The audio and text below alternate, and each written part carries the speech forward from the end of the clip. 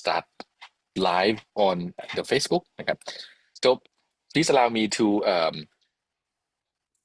introduce the session in Thai first and then I will switch back to English นะครับก็สวัสดีทุกคนนะครับสำหรับผู้ที่ติดตามรายการ Monday Brown Bag นะครับของทางคณะเศรษฐศาสตร์ธรรมศาสตร์นะครับก็วันนี้จะเป็นเซสชันที่พิเศษสักนิดหนึ่งนะครับเนื่องจากว่าเรามีเปเปอร์ที่นำเสนอโดยคณาจารย์จากต่างประเทศนะครับโดยมี3ท่านนะครับจากทางมหาวิทยาลัยศรีนครินทร์วิโรจน์ท่านหนึ่งนะครับจากมหาวิทยาลัยแมนเชสเตอร์ท่านหนึ่งแล้วก็จากมหาวิทยาลัยริทซูเมกันนะครับของญี่ปุ่นอีกท่านหนึ่งนะครับดังนั้นวันนี้เราจะดำเนินการสัมมนาเป็นภาษาอังกฤษนะครับแล้วก็ถ้าเกิดท่านใดมีคำถามนะครับถามเป็นภาษาไทยได้เดี๋ยวผมช่วยแปลคำถามภาษาอังกฤษให้ได้ด้วยนะครับ so welcome everyone to Monday Brown Bag series organized by Seminar Department of Faculty of Economics, Thammasat University.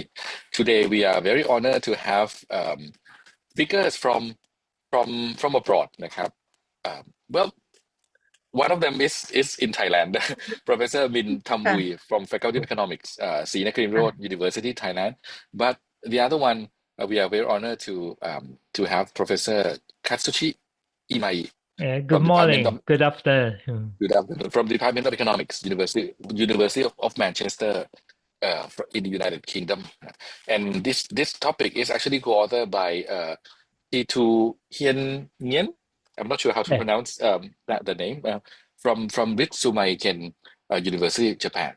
So the topic today is about shocks and the dynamics of multi and single-dimensional poverty and subjective well-being. Evidence from Thailand, Vietnam, socio-economic panel data. So I believe there are two presenters today. So the floor is yours. Thank you very much, อาจารย์ชมบรรณาถค่ะ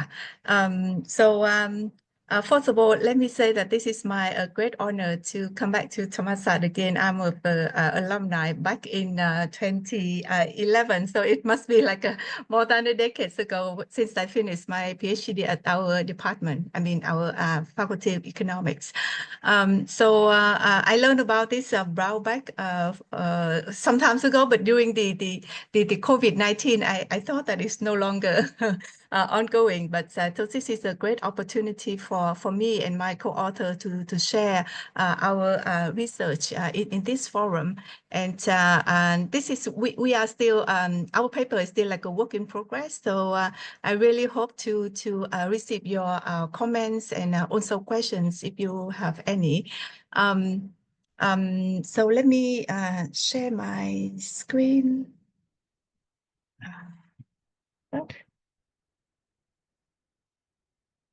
I hope it's not the lecture. Oh, is this the lecture? No, because I actually just finished the class with the TU student as well. Me too. Lunchtime can be confusing because we are also hungry and a little bit tired after thank the you, morning Ajahn, session. for your kind understanding. It is in fact the true another factor as well. So hopefully this done. Okay, it's good. Yes. So yes, I have the cover page now. Very nice background that the seminar had prepared for us. So as Ajahn Chobanat already introduced, the topic is about shock and the dynamic of multi-dimensional poverty and also single-dimensional poverty and the subjective well-being. And we really want to delve into the two cases of Vietnam and Thailand, not because I involved with both countries, but simply that we have a very good data set that we call the Thailand-Vietnam Socio-Economic Panel, conducted by the University of Leipzig and Hanover in Germany. There's one slide that I will introduce a brief description of the data set. Yeah, Professor, but this is yes. Can you click the full screen presentation, the full please? screen, yes. Thank you, Ajahn. Yes, it's good now, I hope. Not yet? Yes, it's coming. Okay. Yeah. So we actually started this project not a few months ago, I think about 2.5, about almost 3 months.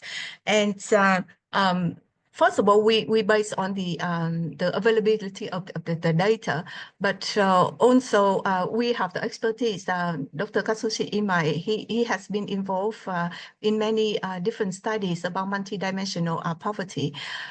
So the idea is that in order to calculate the multidimensional poverty, we need a really rich set of data. And even both in Vietnam and Thailand, we have like a household survey. In Vietnam, we call the Vietnam Living Standard Survey, and in Thailand, we have the SES, right? But those data set is not, I mean, in many cases, it cannot provide some critical indicators for us to calculate the multidimensional poverty, and especially when you consider shock as well. So TVSEP fill on in those gaps, and we took that opportunity to explore further.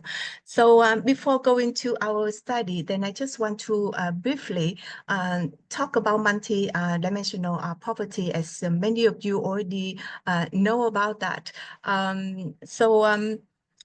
Perhaps we start with these photos that back in 1990s, we have two very well-known reports. One from the World Bank, which is called World Development Report, and the other from UNDP is the Human Development Report. So the situation was like in 1980s, poverty was prevalent. I think not only in South Africa and Latin America, but also in our region in Southeast Asia. So at that time, I think the World Bank talked about a kind of poverty line, saying like if you have like a $370 per day per person, that can be considered like a poverty. So on average, it's like just $1 per day. They set up as the poverty. But the World Bank also considered at that time other indicators like literacy and nutrition is also important aspect of poverty that they want to look at.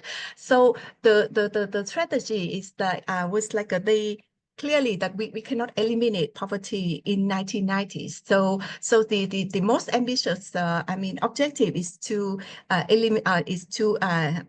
reduce poverty only, and that's why they form their strategy in like two parts. One part for the income opportunities, and the other is for the what we call the capacity of people, enhance the capacity of people by increasing the social protection.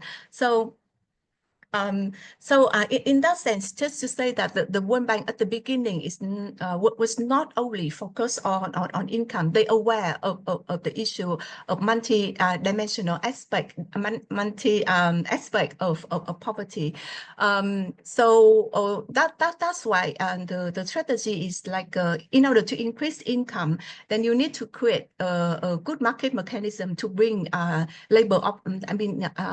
Earning income opportunities for people using their own resources, which is labor. But the other way is that like you also need to provide a social safety net through the public policy in order to provide to ensure the capacity for people to take those advantage in the labor market.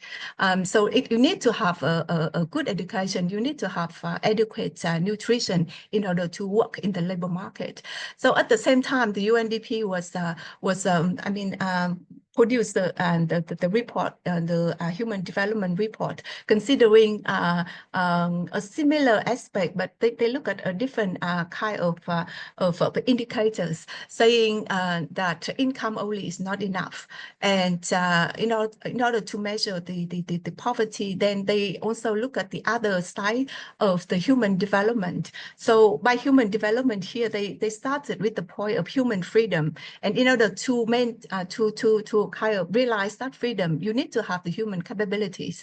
So that capability reflect in a good healthcare system and good education system. So in order to measure the human development index of those countries, and they include something like a life expectancy, education rate of those countries. So the author here represent like a different organization, and we haven't often learned about what we call the argument from Martin Ravilian, a very famous development economist that many of us know about, learned about in our even undergrad textbook.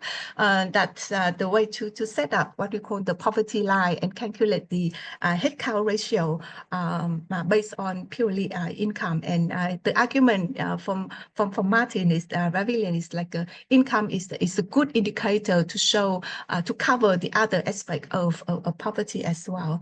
Let me just quickly move to the poverty line, right, that you probably familiar with. So the World Bank poverty line have been changing over the last 3-4 decades, right? Like every 3 or to 7 years that they review that poverty line. From just basically $1.02 in 1985, the one that I mentioned about $370 per year, to 0.08 in 1993, and more recently to 2.15 for low-income country, and for the middle-income country like Vietnam and Thailand, the adjustment is like a $3.20. So those poverty line is actually a crucial part. Back in 2 decades ago, when we set up the Millennium Development Goal, and we also use that for the Sustainable Development Goals this day. As I already discussed about the UNDP Human Development Index in 1990s, they include the expectancy and life expectancy at birth and a year of education to include beside the GNI per capita to measure the living standard. In more recent years, and when we heard about, when we start to learn about the multi-dimensional poverty, so everyone immediately thought about the joint collaboration between the UNDP and the Oxford Poverty Initiative, Human Initiative, Human Development Initiative, right? So of that name, then you have to think about Professor Sabina Ankai. I think Dr. Imai knows her pretty well at Oxford, and I also learned that the idea of Oxford is also inspired by the capability approach, the CA of Amartya Sen. So the idea of capability is actually very embedded in the measurement of multidimensional poverty. So basically, from the OFI indicators in measuring multidimensional poverty, they structure that index into 3 main components, which is the first of all is the health, second is indicator, and third is the living standard. And the initial idea is that they assign the equal weight for each component. So you see 1/3 for each. So that was related to our methodology later on, that we have like 2 different methods in calculating our MPI. But at first we adopt the what we call the global multidimensional MPI, the GMPI, right? That's using the equal weight. I think Professor Katsushi will give you some more details that why the Oxford, right, kind of adopted and insisted on the equal weight, even though there's a lot of criticism in the literature that why we assign that equal weight. And I think they have done a lot of study by comparing like a different type of weights, and then the result doesn't change much. So in our study, right, we go a little beyond the idea of multidimensional poverty to consider also the subjective well-being. I think it's relevant to the situation now. For example, like in the case of Thailand, I heard the other days that from Ajahn Somchai at TDI is that we no longer kind of based on our poverty calculation based on the survey data, but it's more we look at like the self-reporting information from the people where we talk about the welfare card, for example, right? So it's like people need to declare themselves with the local community in order to local authority in order to identify them as the poor. So in other words, it is kind of subjective type of poverty beside is which is in the past we measure in a more objective way, more scientific way based on the data from the survey, for example. So in our study, we also, that's why we also consider the subjective well-being in the sense related to poverty. So it is defined as the individual perception on his own or her own financial materials and situation in order to declare that whether they are poor or not poor. And of course, it is the more on the psychological part than the traditional way that we measure poverty, and the way that why we can apply those things in the case of Vietnam and Thailand, because the TVSEP data actually have information on that one. We ask people that whether they think their well-being had been better off or worse off over the last year and the last 5 years. So those information is very valuable in the case of not developing but emerging economies like us to have those information. So okay, so this one is a bit related to the context of the two countries. So over time, we see that in both countries, the trend of poverty reduction has, the poverty reduction has been like a big achievement for both countries, especially for the country like Vietnam.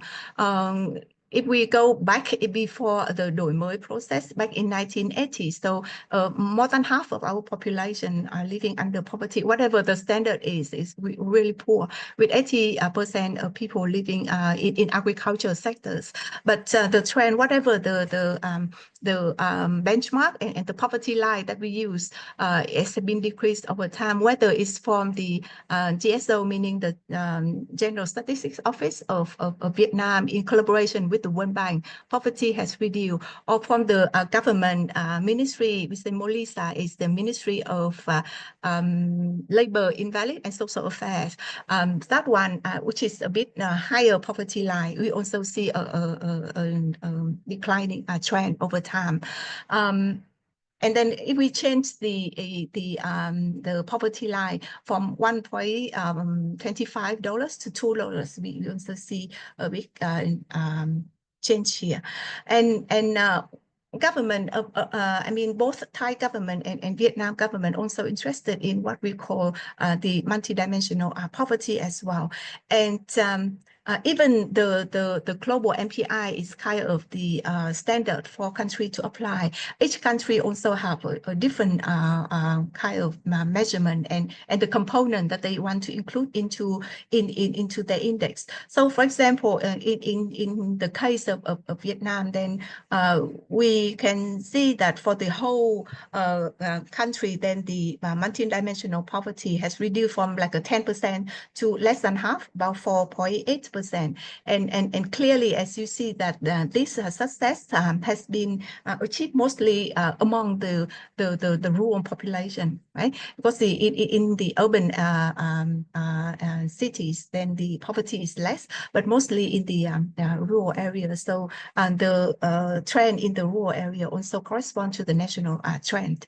And the same thing that also happened in Thailand, just I think one or 2 years ago, then we are very proud announcing that we completed the SDG, right? The SDG that we have to reduce the poverty by half, by 2030, and we even completed like 7 years before that, because we complete that in 2023. So the poverty headcount index, even in the multidimensional form, has been reduced in Thailand as well. Right, so this is what we capture from the UNDP website, saying the achievement in multidimensional poverty reduction for Thailand, for example. So as I mentioned, that there's like a different criteria and indicator that country include in their calculation of multidimensional poverty. So what is the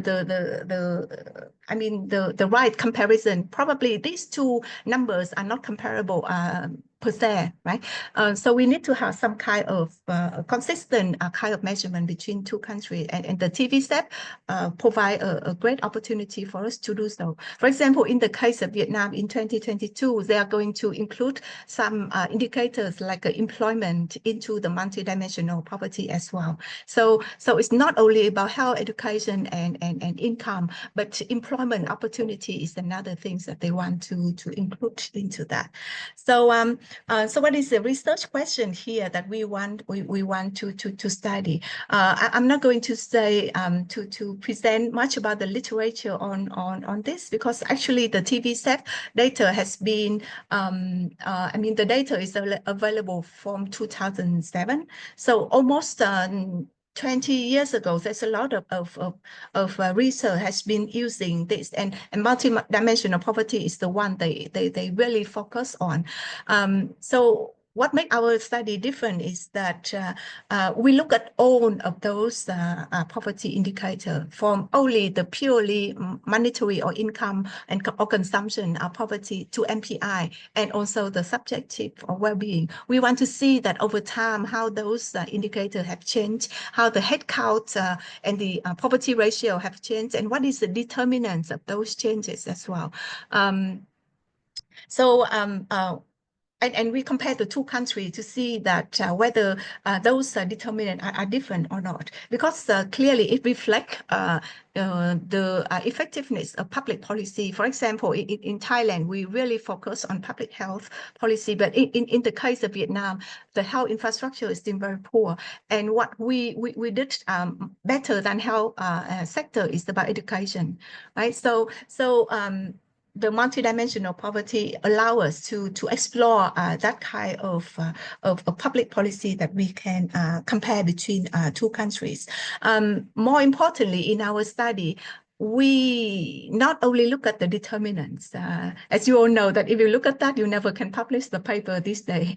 So you have to look into the factor that caused that change. So causality and causal inference is something that we really emphasize here. We want to draw some causal effects from those shocks into the reduction or the change in multidimensional poverty. So here we include some kind of shock, like the climate shock, right? So in the area of the TVSEP survey data, then we have the Southeast Asia really prone to many natural disasters, including drought and floods, and like we know in storm as well. So how this shock also affect the change in poverty.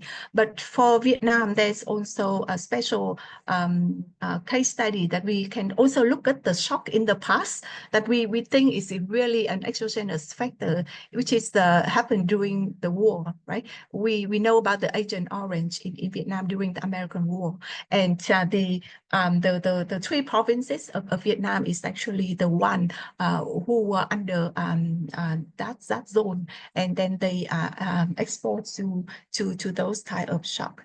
So lastly, our question is about whether the public transfer can be a mechanism that can reduce or can be a channel that explain the change in poverty over time. Okay, so public transfer is one thing, but we also want to look at that, of course, when shock happened, people not rely only on the government, but on the social network as well. So here we look at the prominent, right, and very popular form of shock coping strategy for people in the rural area of Vietnam and Thailand is on remittances. Right? Because a lot of people migrated from the rural to the urban, like Bangkok or Hanoi or Ho Chi Minh City, and helping their family member with remittances is one of the important channels that we want to consider in this case. So then we have to consider that how this factor can be very endogenous to the poverty situation of the household as well, and that is the challenges that we are going to address in our study.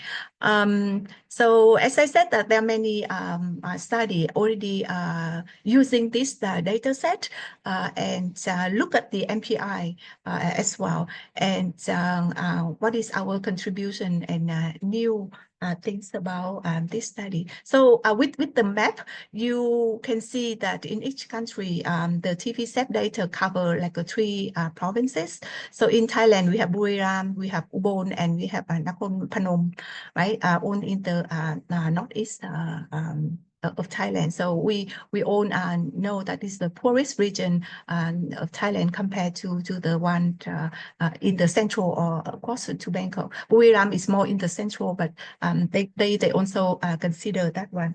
For Vietnam, we have Hà Tĩnh, Huế, and Đắk Lắk. So Đắk Lắk, you may want to know, it is the highland region of Thailand, of Vietnam, where we have a lot of ethnic minority people located, and it is really a sensitive areas of Thailand, of Vietnam, that the Vietnam government try to solve the poverty in that situation, in that location, because it's quite persistent for the ethnic minority people living in those areas. So in each country, we have about 2,000 households in each wave. So it has been like a 7 wave now for the whole data set from 2007 up to 2022. 2022, they are going to release the data very soon. And just to kind of promote the use of the data set, because I and Imai Sensei actually attended what they call the International Conference on TVSEP data, organized by that project in Ho Chi Minh City early this month. And we have all the Thai and Vietnam scholars to join that project, and a lot of professors from เกษตรศาสตร์ University, and of course Ubon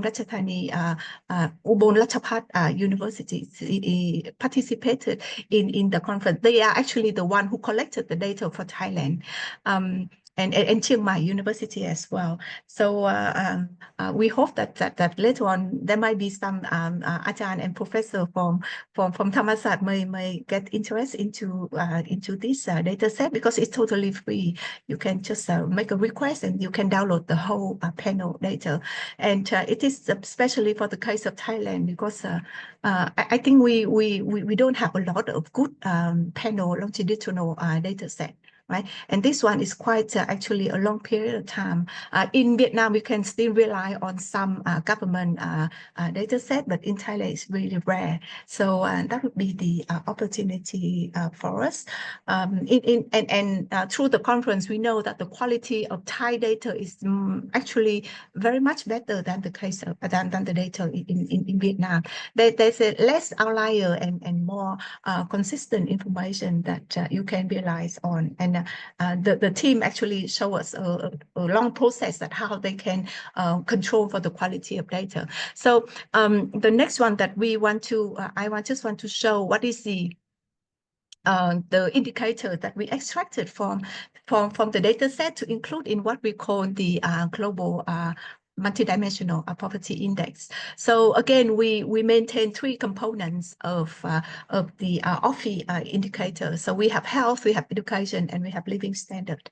So as I already explained, we use the equal weight for each component. So 1/3 for each, and within each component, for example, health, we have 3 indicators. So we also divide equally for that 3. So it means 1/3 divided by 3. So we have 1/9 for each indicator.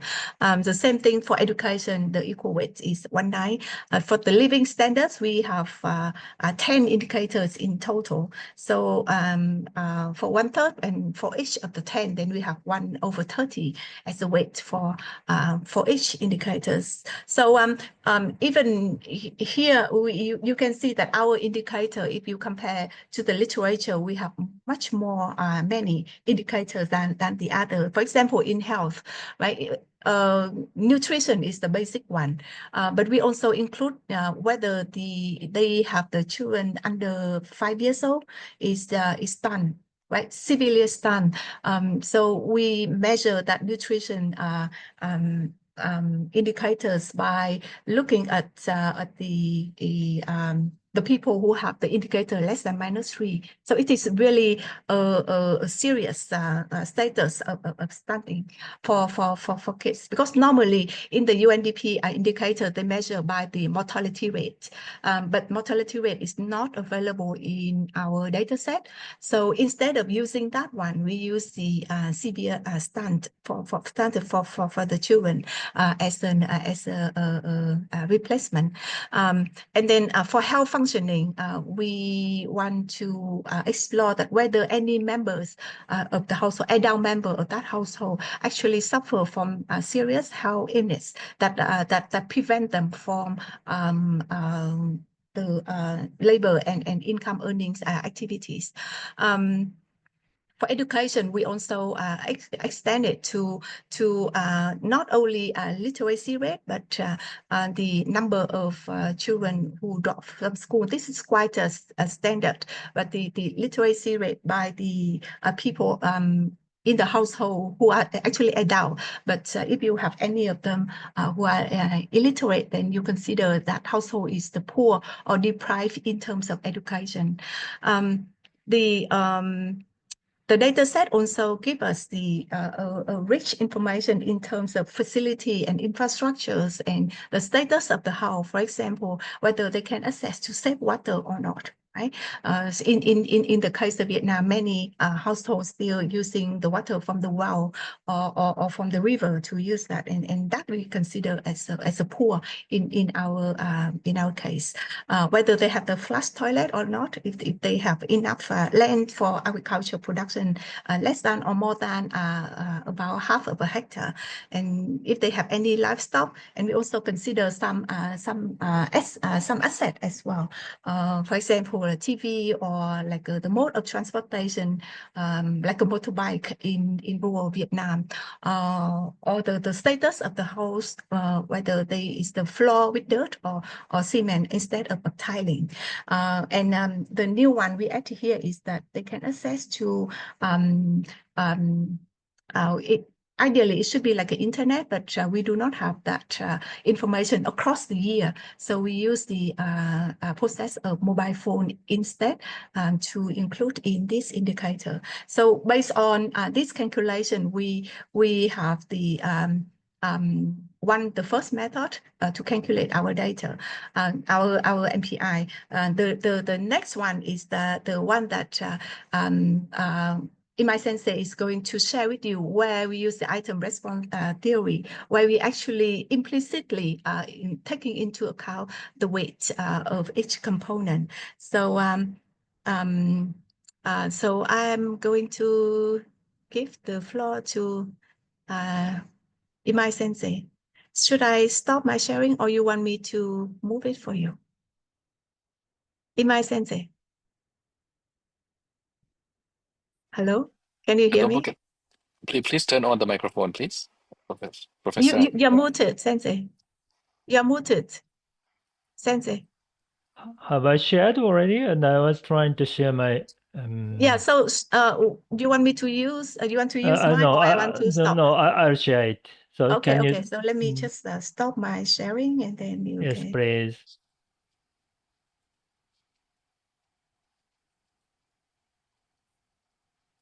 I think it's stopped now, right? Yes, I'm trying to share my screen. It's like you send a request, right? Oh, okay. I think Professor Minh Tam Bui, you haven't take down your presentation. Yes. Okay, I think I stopped sharing. You it's like there's no place for stop sharing, but it's like a replace current share. Should I click in that? So it's not like a replace, right? I need to stop it. Okay, so in that case, can you keep sharing that? And Okay. I say next. Oh yeah, so you're going to use my screen now. Yes, please. Yeah, I can move it along with your thoughts. Yes, sorry for this. I stopped sharing now. And first of all, so before I'm waiting, so I'm sorry to know the news of earthquake last Friday, and thank you for coming to the seminar despite that, and I hope you and your family members and also your students and colleagues are okay. I have been staying in Bangkok for 4 months, and I was just back in Manchester on Wednesday. But actually, Dr. Minh Tam Bui and I are running the so-called British Academy program, research ground, which helps early career researchers to publish the papers in international journal in development economics. Actually, one colleague from Thammasat University is attending our program. So so Dr. Minh Tam Bui and I will be organizing the second round workshop in late July to August, and the third round will be in December. If you or your colleagues or late-stage PhD students are interested, we are happy to have you as a participant. So just consider that this is an advertisement. So let me start my part. But do you? Yeah, I think Sensei, I think you can share your own okay, now. I do.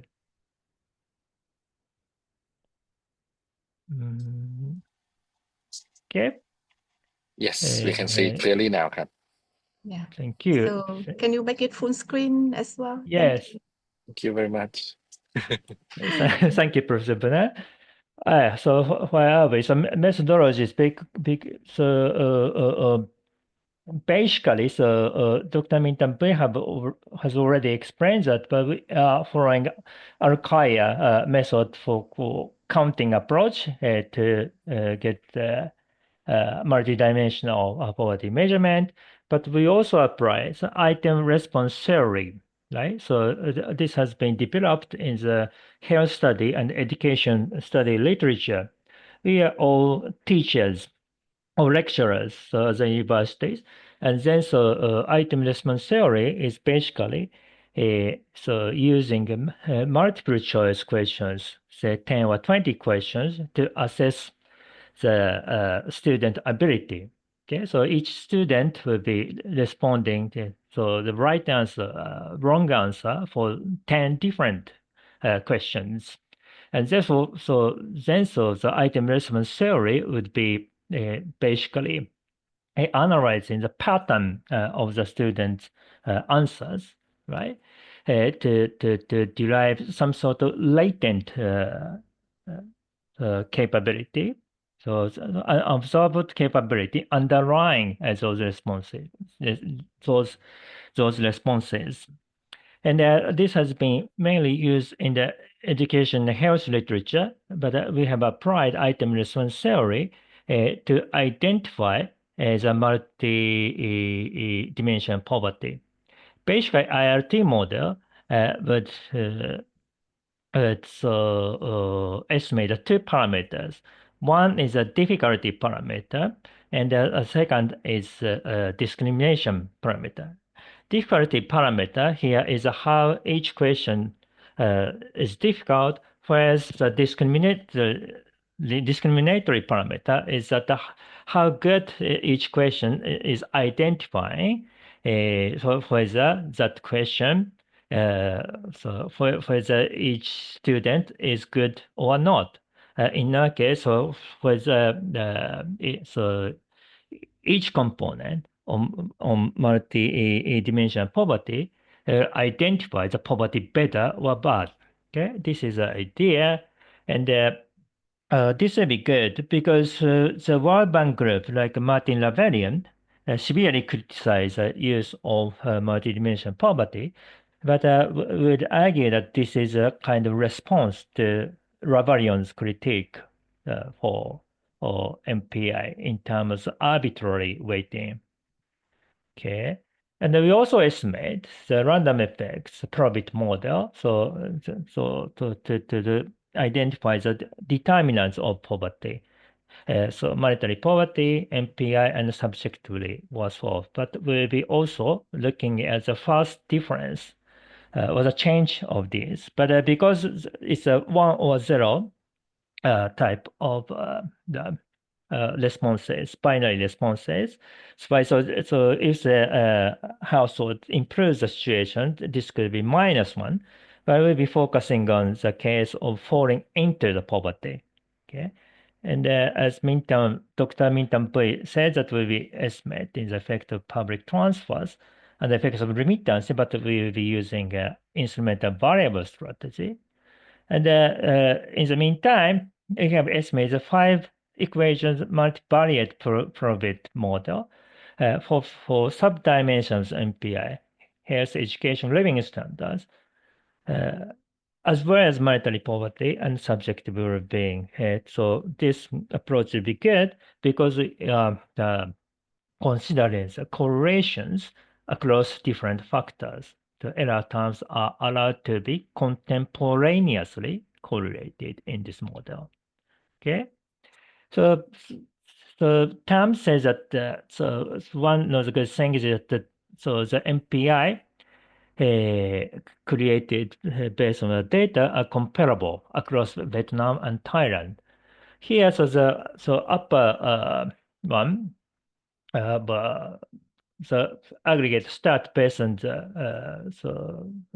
based on our data, as you can see, the MPI has improved, but so there is a slight worsening from 2016 to 2017 for Vietnam, right?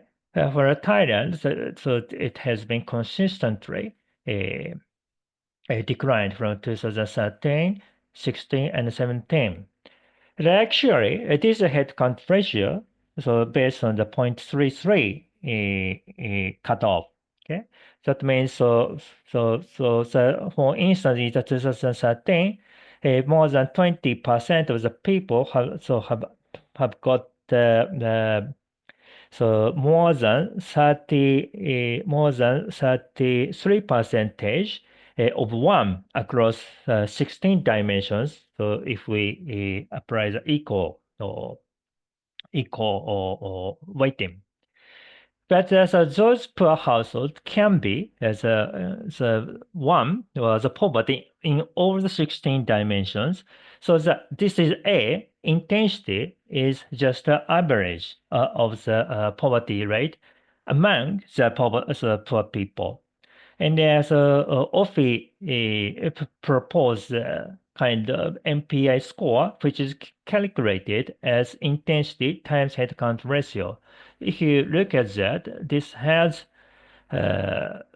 actually this is very low score, and so these scores are roughly comparable with UNDP score, but of course the dimensions or the definition of the MPI are different between this UNDP study.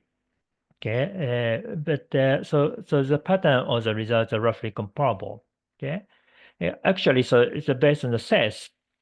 In Thailand, the headcount ratio in terms of MPI is much higher than our estimate. Okay, here is a brief summary of the monetary poverty based on 3.65 cutoff point. So this has improved. So I say that from 2016 to 2017, MPI has increased, but there is sort of discrepancy in terms of pattern. So for the Vietnam, because monetary poverty in the meantime improved in the same period, which implies that so these poverty statistics are capturing the different dimensions. Okay, so monetary poverty in the Thailand is much lower in 2017. Actually, I wrote the 2013 and so 2016 stat for Thailand, but I forgot revising the slides. So here is IRT. So I'm not getting into the detail, but if you look at the high coefficient estimate, right, and so high Z score, so household has got no travel asset, the household has got no TV asset. This is the case for Vietnam. So these factors are actually discriminatory, has got high discriminatory power to identify per people. Okay. Whereas so this is a difficulty parameter. So if you got the high stat, right? Like a household has got a small house, a household mobile. This is a difficulty parameter. That means given the same latent statistic, the probability of reporting one in this question, like a mobile phone, a small house, will be actually low. Whereas if you have a low stat, so that probability tends to be high. I think I need to a little bit faster. So this is a kind of graphical representation of the ILT. Okay, here, for instance, so I think the child stunting, the child malnutrition is probably one of the most important indicators in MPI.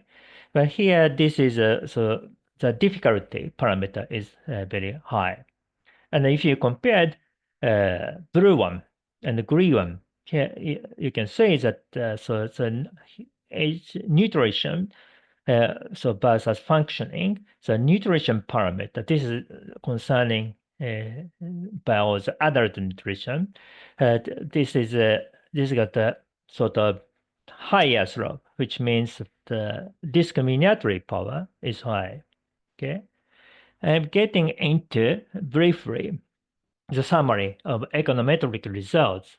Okay, here, so you got the columns for MPI. So 0.33, 0.2, and 0.5. So different cutoff. If we are focusing, for instance, so 0.33, this is a level. This is the first difference. As you can see, household. So whether household members experienced, so the agent orange has got the positive and significant coefficient. Here the drought is the negative and significant. Okay, and the trust will be actually reducing the poverty. And then, as you can see, ethnic majority has got the negative and significant coefficient. So regardless of the definitions MPI, so which is, I think, an important result. And as you can see, the elderly share of the elderly person, old people in the household is very positive and significant, which implies that sort of elderly poverty in the Vietnamese context. So if I quickly look at the other columns, so households, so orange, agent orange has turned out to be positive and significant, okay? And also family trust has turned to be negative and significant for this level, whereas so second, fourth, and sixth columns are the first difference. Okay, I think so. So I have been working on the agent orange in the different papers. But I think so this variable is more or less exogenous. That's why I think this is important result in my view. Here is so this is a so IRT based on the MPI. The first column. So for some reason my slides are being hidden by. It's, okay, this is sorry first difference, and in this case drought has got positive and significant coefficients which have been increasing MPI based on the latent IRT stat. And importantly, drought has got the positive and significant coefficient, which means that if household members experience drought, subjective well-being tends to be worsening. And here, ethnic majority has got actually negative and significant coefficient, right?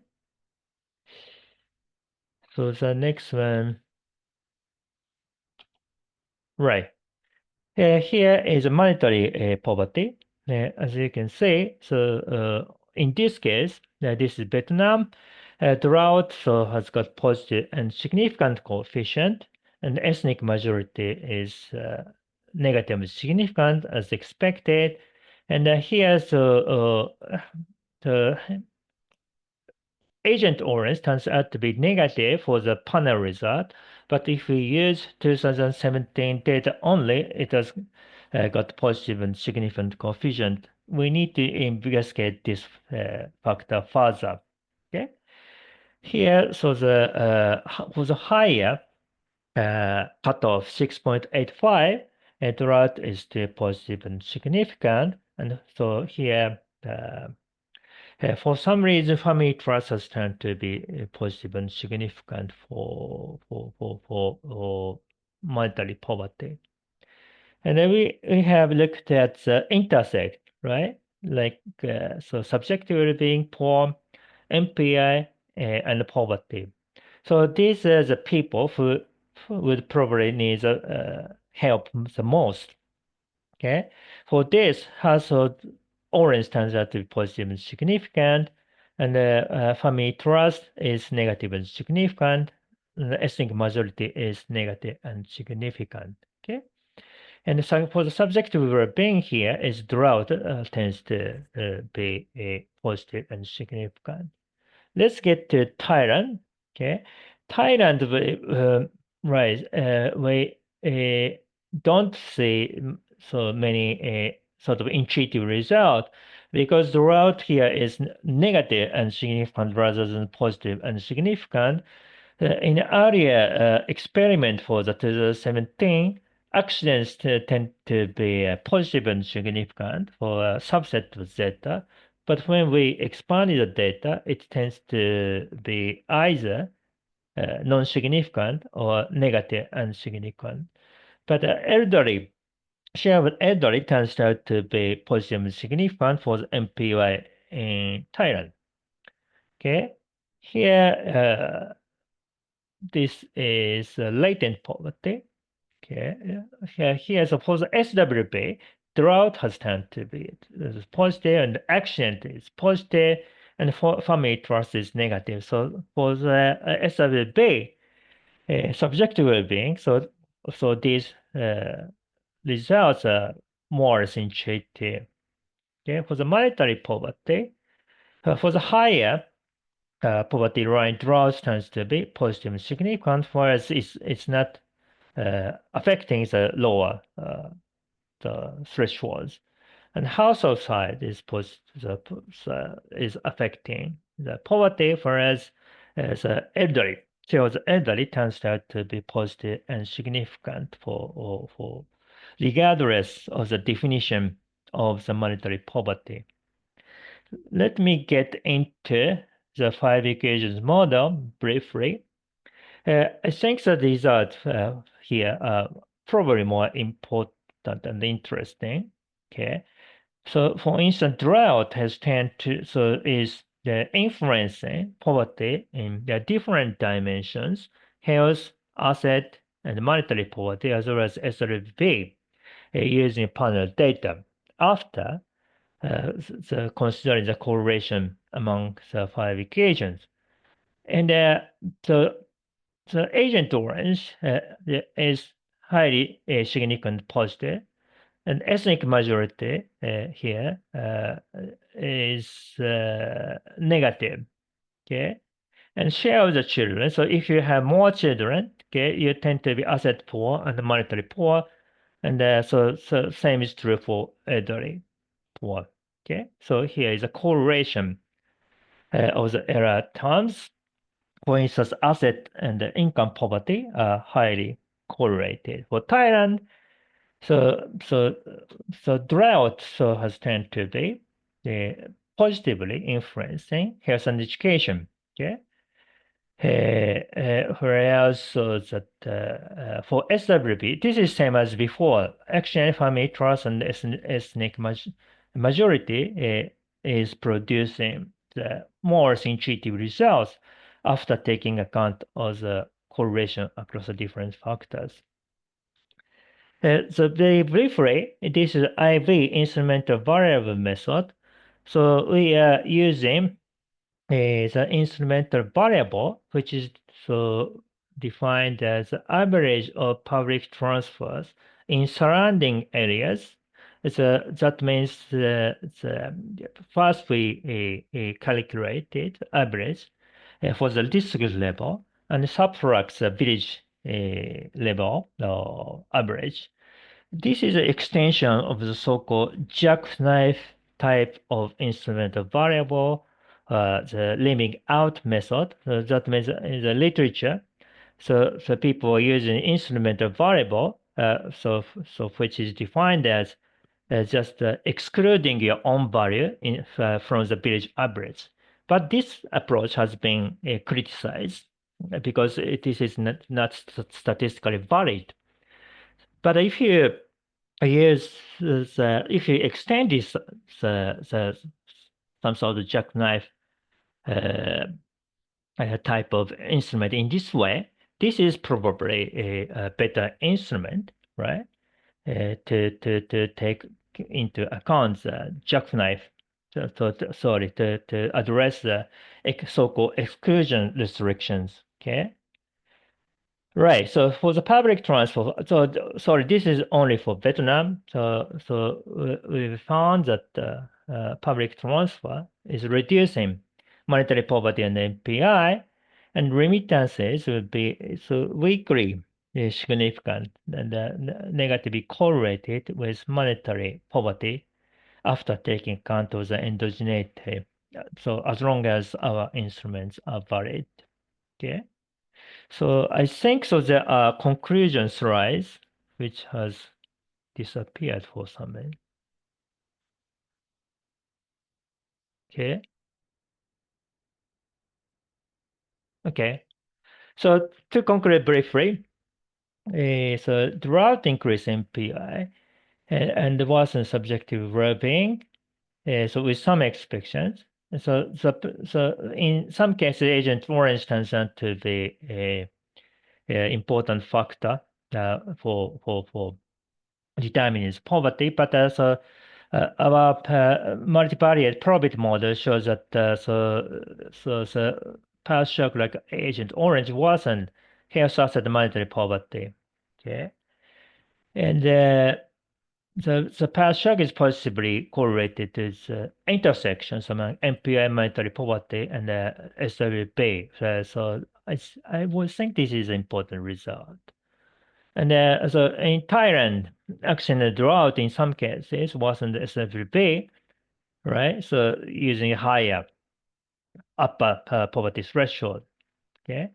So zero monetary poverty, except the higher poverty line and MPI are higher among ethnic minorities than ethnic majority in Vietnam. But this is not clearly observed in Thailand. Actually, in Thailand, education level of ethnic minority is very high, higher than the ethnic minority. And household structure matters, so share of elderly and share of elderly and has turned out to be an important factor for poverty, regardless of the definition. And in some cases, we found the important role of family trust in mitigating SWP and in some cases poverty as well. And we looked at the effects of the public transport remittance in poverty in Vietnam. This is still a preliminary study. So we are thinking of completing more comprehensive panel data adding 2007, 8, and 10, and maybe 24 when it is reduced. And we are planning to examine heterogeneous effect of that global shock, like 2008 shock, as well as the mini shock in 2011. And we have used a self-reported shock, but we are thinking of creating rainfall temperature variables using NASA data, etc. Because so any self-reported data can be endogenous, right, as the literature suggests. Right, so this is from me. Thank you very much, Professor, for your insightful presentation on the multi-dimensional poverty index and determinants that cause it to increase or decrease. I think because the time has passed until 1:30, I think we have time for one or two questions. So maybe we start with Professor Tatri.ครับ Okay. I'm in hurry because I have another meeting. Okay. So I'm very impressive on your paper, on your studies, but I have one concern here because you employ a multi-rate profit model, which is classified as the system model, the system estimated model, and it's kind of sensitive to the specification errors, because if you misspecify one of your models, it would also affect to another models. Have you have concern on this and have checked on your specification errors in your model? What do you mean by misspecification? So thank you for your question. What do you mean by misspecification exactly?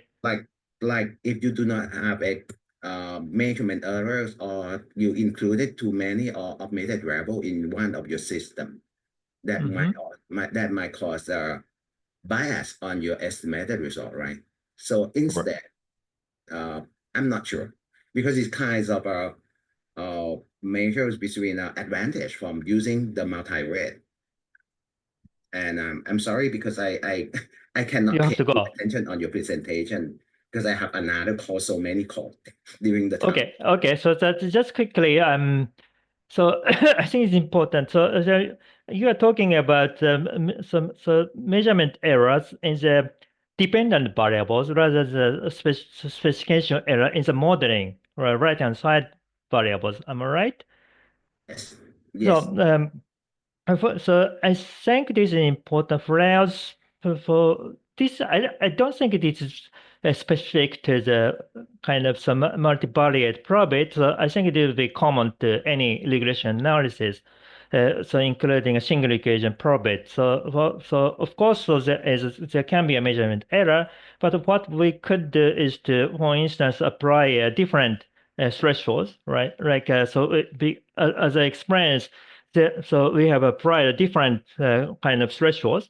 Okay, so one thing we could do is to apply a different thresholds like 0.3, 0.33 or 0.5 or 0.2 for the MPI part, and say the results will be a different one not.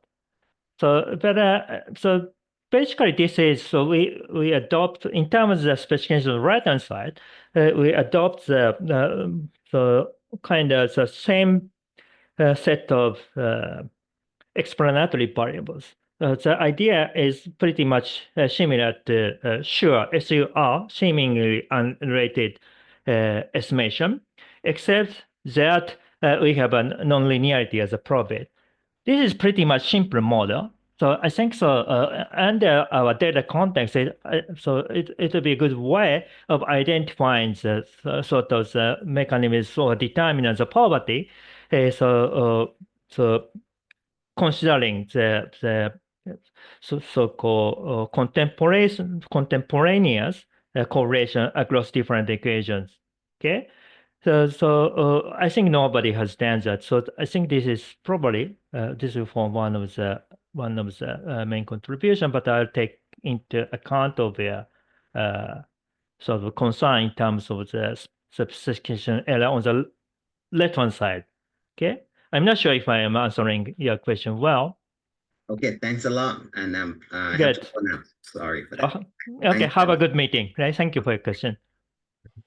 Thank you, Professor Thatri. I wonder if there is any other questions for the speakers. Actually, we have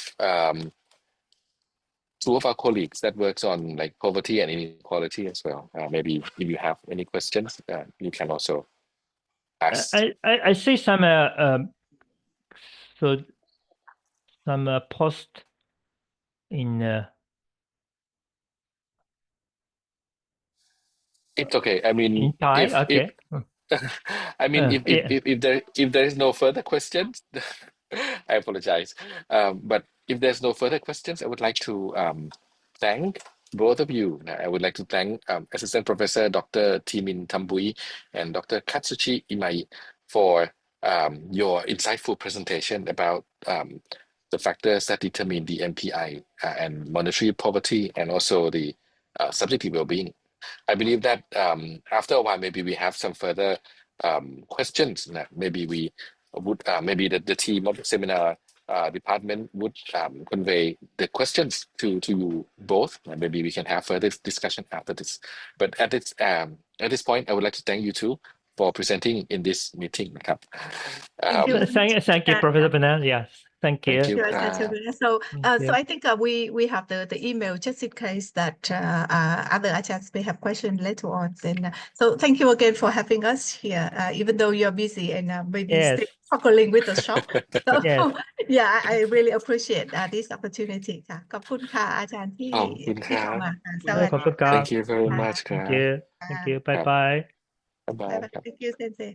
Thank you. สำหรับครั้งหน้าครับเรามีการจัดการประชุม Monday Brown Bag อีกครั้งนะครับในวันจันทร์ที่ 21 เมษายนนะครับส่วนจะเป็นหัวข้ออะไรนั้นก็ติดตามได้ที่ Facebook ของ Econ TU แล้วก็หน้าเว็บไซต์ของคณะนะครับ I will just have an announcement for the next time seminar นะครับโอเค so สำหรับวันนี้ก็ต้องขอบคุณทุกท่านที่ติดตามนะครับทั้งใน Zoom นะครับแล้วก็เป็น Facebook นะครับสำหรับวันนี้ก็ต้องขออนุญาตลาไปก่อนนะครับสวัสดีนะครับ Goodbye everyone Have a good evening ครับ Bye bye. Thank you.